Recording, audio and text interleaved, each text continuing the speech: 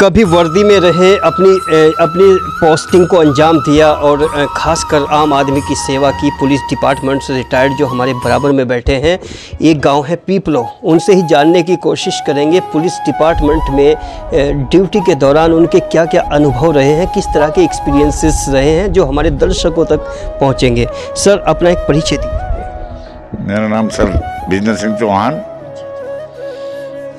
Sun of Shri Meghraj Singh, Aron Nedakala, district Saharanpur. कौन से सन में आपने ज्वाइनिंग की है और कब आप रिटायर्ड हुए? मैं सन 1573 में भर्ती हुआ था, ट्रेनिंग सहारनपुर की थी, यही अपॉइंटमेंट हुआ था। मेरा एड्रेस रहने वाला डिस्ट्रिक्ट मुजफ्फरनगर, गाँव पिपलेड़ा गाँव, डिस्ट्रिक्ट मुजफ्फरनगर में का है। हम यहाँ प्रॉपर्टी खरीद कर यहाँ सहारनपुर में रह रहे हैं और सहारनपुर में वहीं भर्ती हुआ हूँ, मुजफ्फरनगर जिले से एड्रेस से। अब क्यों हम डिस्ट्रिक्ट में तो आदमी रह नहीं सकता, और ये यहीं भर्ती हुआ, मैं यहीं ट्रेनिंग करी, यही हमारा पोस्टिंग रहा। ओके सर, ये जो सन 75 का मतलब ये है कि 70 के पूरे दशक को आप बहुत अच्छे से समझते हैं। तो 70 के दशक का जो दौर था, ख़ास तौर से जो युवाओं में पुलिस डिपार्टमेंट में जाने का जो जज्बा था, वो किस तरह का था? भाई, हर आदमी के सामने समस्या होती है। कोई नौकरी करता है शौकाना, कोई करता है।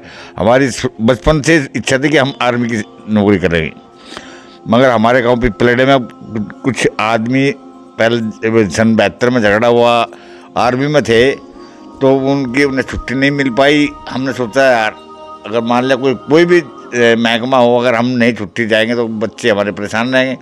तो हमने सोचा भाई यार, आर्मी की नौकरी नहीं करनी पड़ी। हमने फिर पुलिस में भर्ती हो गए।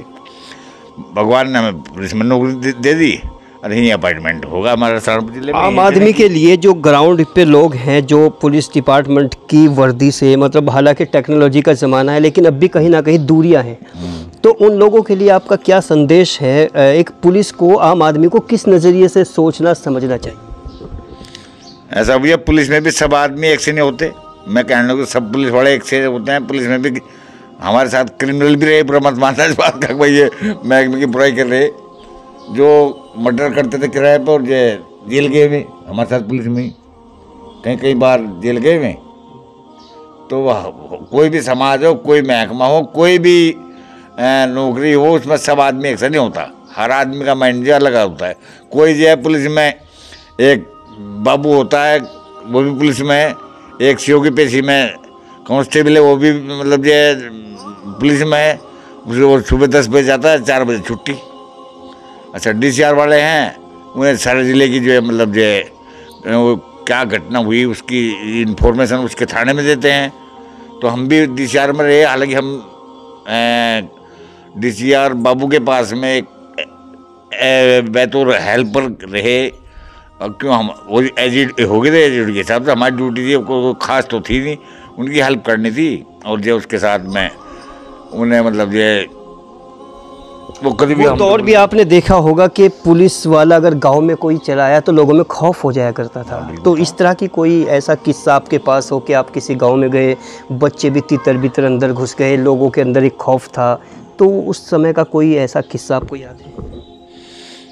भाई, हमारा याद है, सन 77 में पोस्टिंग हमारा जबरेड़ा थाने में था। ये उत्तराचल बनान था, ये जबरेड़ा जो है सहारनपुर में था।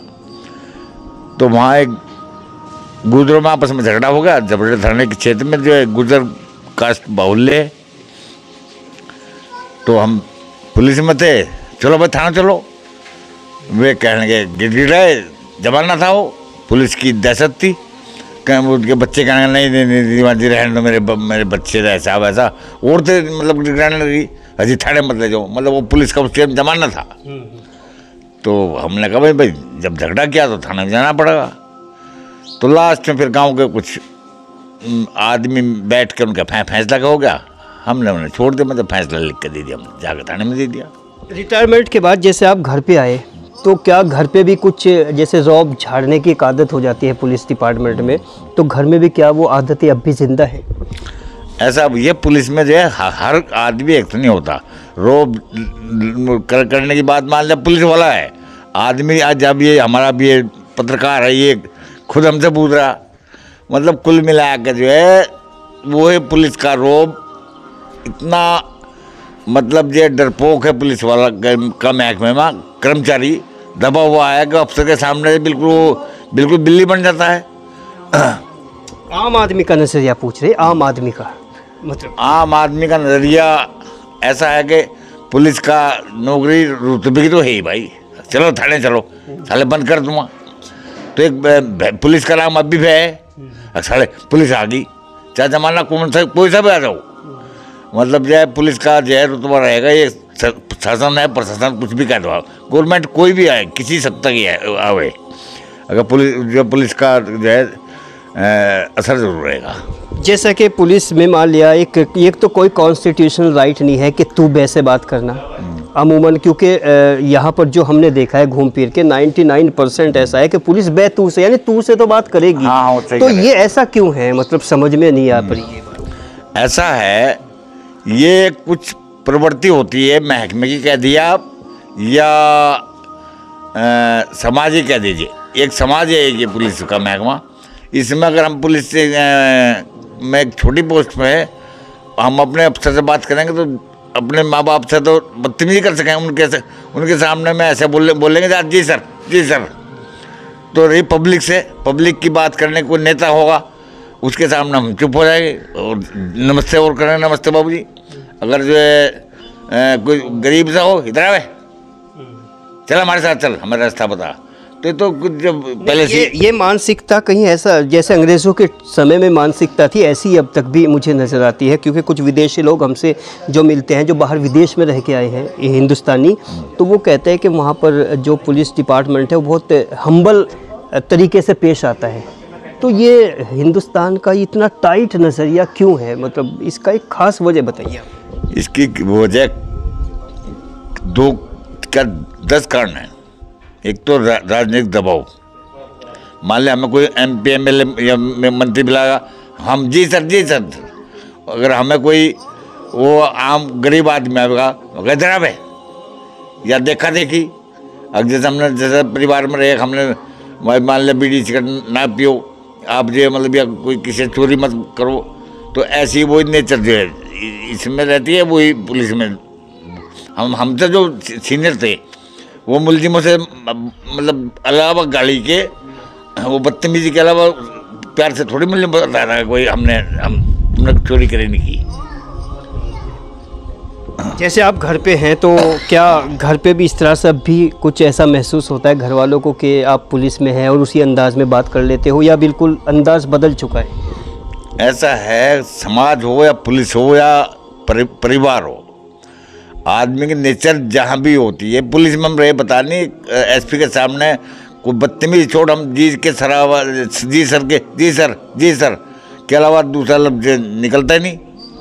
तो समाज है, आपको जो है जैसे माहौल में रहेगा वही आदमी को बदलना पड़ेगा। अब कैसा महसूस कर रहे हैं रिटायरमेंट के बाद? रिटायरमेंट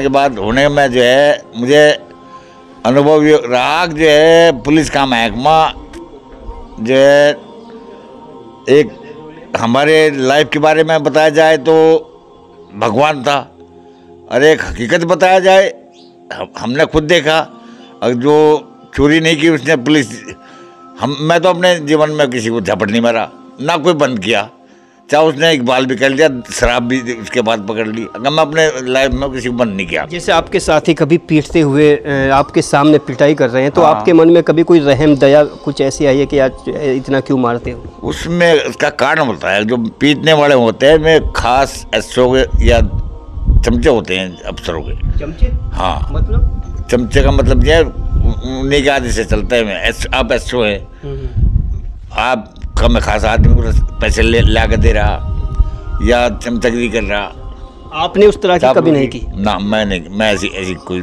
चापलूसी नहीं की, ना पैसा लिया कोई, किससे मिल गया तो ठीक है, दिया नहीं किसी को, छोड़ते देखो। मेरा नाम बिजनर सिंह चौहान, मैं 40 साल की नौकरी में कोई आदमी जेल नहीं भेजा अपने हाथ से, कोर्ट में मैं वो मतलब जब एविडेंस नहीं दी मैंने, वो ईमानदारी मान लो आप, या मुझे वो मान लो भाई गवर्नमेंट का वफादार या दुश्मन। विजेंद्र सिंह चौहान जी जो रिटायरमेंट के बाद वाकई उनकी आवाज़ में अभी धनक खनक और कड़क अंदाज है, लेकिन बात जो यहाँ पर उन्होंने बताई है कि 40 साल जो भी मैंने नौकरी की है उसमें मैंने कभी एक भी मुलजिम को कभी जेल तक नहीं भेजा। मतलब ऐसा हमें पहली बार देखने को मिल रहा है। ये भी एक अलग सा रूप है, यानी जब वर्दी में कोई पुलिस वाला होता है उसके बाद जब उससे बात की जाती है तो दोनों में ज़मीन आसमान का डिफरेंस, एक अंतर देखने को मिलता है। तो कहीं ना कहीं ये सादगी और वो एक उस तरह का एक अंदाज जो होना चाहिए, आज भी उनके शब्दों में कड़क अंदाज तो है, लेकिन कड़क अंदाज के पीछे कहीं ना कहीं एक सामाजिकता भी छिपी हुई है और मन भी कहीं ना कहीं उनका बहुत चेंज है। सोशलिज्म की एक झलक यहाँ पर देखने को मिली है। इसी तरह की रिपोर्ट हम आप तक पहुँचाते रहेंगे। नए अपडेट के लिए बने रहें एन एक्सप्रेस न्यूज़ के साथ।